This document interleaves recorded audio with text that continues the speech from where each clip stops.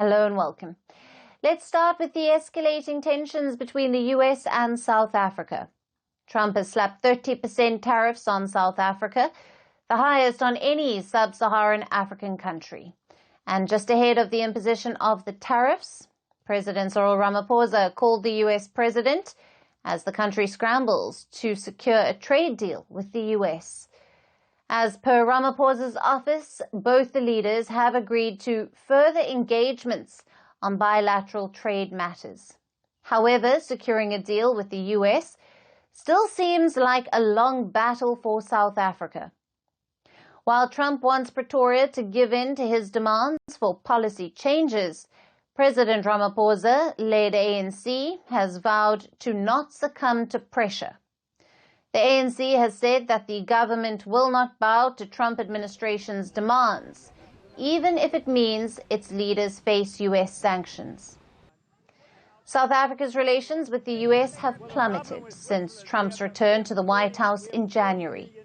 In March, Washington expelled Pretoria's ambassador after he criticized Trump's Make America Great Again movement. The US president has a whole list of problems that he has with the Ramaphosa government, from alleged grabbing of white people's lands and genocide of white farmers to racist employment policies. Trump has consistently accused the Ramaphosa government of discriminating against the whites. Next on the list is South Africa's genocide case against America's close ally, Israel. American lawmakers are also considering a bill that seeks a review of Washington's bilateral ties with Pretoria because of its foreign policy stance.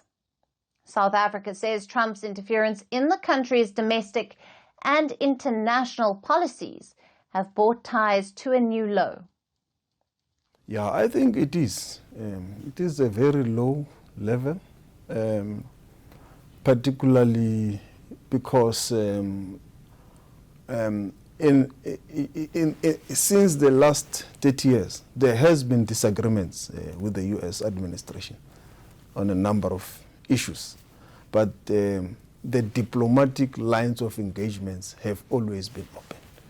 And there has not been a situation where like we do now, where some of the issues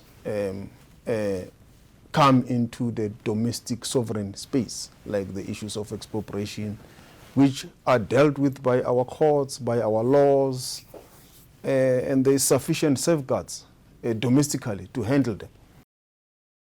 The US is South Africa's third largest trading partner after the European Union and China. And as Trump hardens his stance towards the African nation, its economy is bearing the brunt of it. Trump's new tariffs will place 30,000 jobs at risk in a country that is grappling with high unemployment rates. The Trump administration has also threatened to review South Africa's eligibility under the African Growth and Opportunity Act, which grants duty-free access to US markets for thousands of African products. Trump's hostile trade policies are not only hitting South African exports, but also the very shipping routes through which these exports reach the US.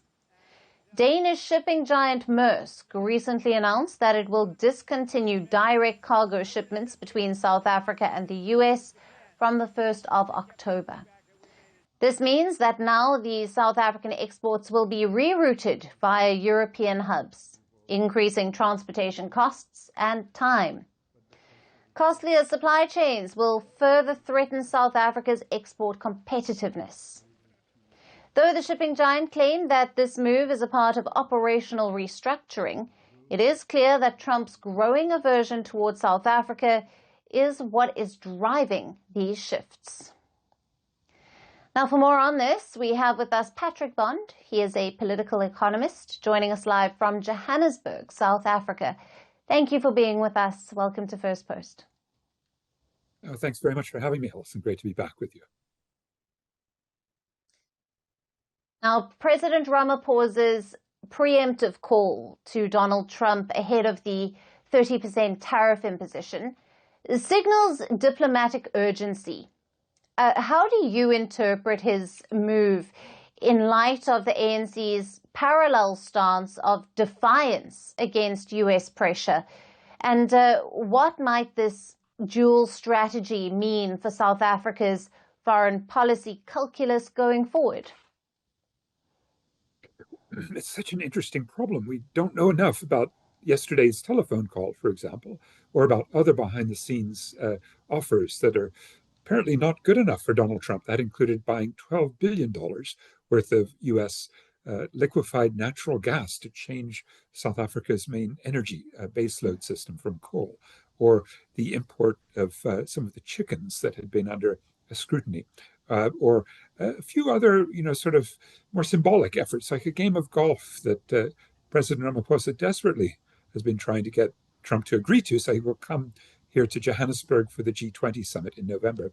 But you're right that there's a bifurcation, because on the one hand, it's a very smooth and diplomatic Ramaphosa. On the other, the head of the African National Congress, Fikile Mbalula, here's what he said yesterday, a couple of sentences, quote, because he's explaining why the fear that the US has that South Africa is with BRICS, with countries like Iran and China and Russia now flip-flopping, an enemy of the US.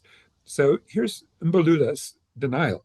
Quote, "We didn't get money from Iran. The United States imposed sanctions on Iran. We're not trading with Iran, even if they have oil. Even the CIA regards itself as the best intelligence outfit. It can tell you it's not true that the ANC got money from Iran. We didn't get any money from Iran." So this is the rumor that was about $6 million a year and a half ago to bail this African National Congress out of debt. And I think these denials suggest even the tightness of South Africa within the BRICS to Iran means, I believe them, they're not actually doing much more than a couple of $1 million worth of trade per year. It's mostly importing carpets and exporting coal. And how might potential US sanctions on ANC leaders, should they materialize, impact South Africa's political landscape and foreign policy direction ahead of upcoming elections? Well, you get a sense, me reading the Fikile Mbalula quote, that there's a sort of attraction now. We saw it with the Indian leadership and the Brazilian leadership to actually defy Trump. Maybe they learned from the Chinese, which was a sort of reciprocal tit for tat, in which the Chinese seem to have come out a bit more ahead by being more let's say, confrontational. So will that attract sanctions against Mbalula, maybe against President Ramaphosa? It depends if this bill does go through. If it does, what we saw from similar sanctions against the leaders next door in Zimbabwe is it didn't really matter very much. It may be that as a very rich South African, Ramaphosa has some assets in the US, he would probably try to clear those out quickly and not make the mistake the Russians did. But I'm not sure it's much more than symbolic. Right. And Patrick, to what extent does the proposed US legislation framing South Africa as aligning with terrorist organizations and adversarial powers like Russia, China, and Iran signal a broader shift in how Washington views Pretoria's role on the global stage? Well, I laugh because when I was a student in the US in the 1980s, there was this fear of a terrorist who had been in jail for a couple of decades named Nelson Mandela. And they never took him off the terrorist list until finally it was too embarrassing in 2008. So he left the presidency in 1999 as one of the great statespersons of the 20th century. And so that word terrorist makes many South Africans just roll their eyes. But I think the fact that Iran had defended itself against Israeli attacks and made sort of a managed bombing of a Qatar airbase belonging to the US, and that wasn't really considered worth escalating over. Or that the Russians were very close to Putin, to Trump, and maybe will become so again if the bilateral goes off. And then the deals with China are at least stabilizing. But of course, that's the bigger long-term question, whether now that the US is exiting so much, the climate talks, the World Health Organization, emergency and humanitarian aid, making such a mess of global value chains, not even coming to the G20. Maybe this is a moment where South Africa says, actually, those guys in the US are not much good. Maybe they shouldn't even be in the G20, so they don't host it next year. Maybe we should be closer to China. The problem is that China's dumping products in South Africa, and there's a lot of defense by the government against the below-cost dumping. So new tariffs are being imposed, it looks like every couple of weeks, against Chinese products. So it's a tense situation with many contradictions embedded within it. Patrick, it's always great to have you on the show. Thank you very much for being with us. Thank you. Firstpost now available in 9 languages on YouTube. English, Stands at $36 trillion. French, Le FMI, comme German, Geschäftsführenden Direktor, Hindi, $30 trillion kakarj mo. Indonesian, Pemerintah tanpa pemeriksaan. Italian, Sekali radikali. Japanese, $4 trilhão idioma. Portuguese, Por causa do próprio balanço patrimonial. Spanish. Beautiful bill. Go to Settings, click on Audio Track and select a language of your choice.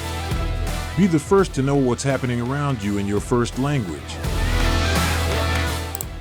Firstpost.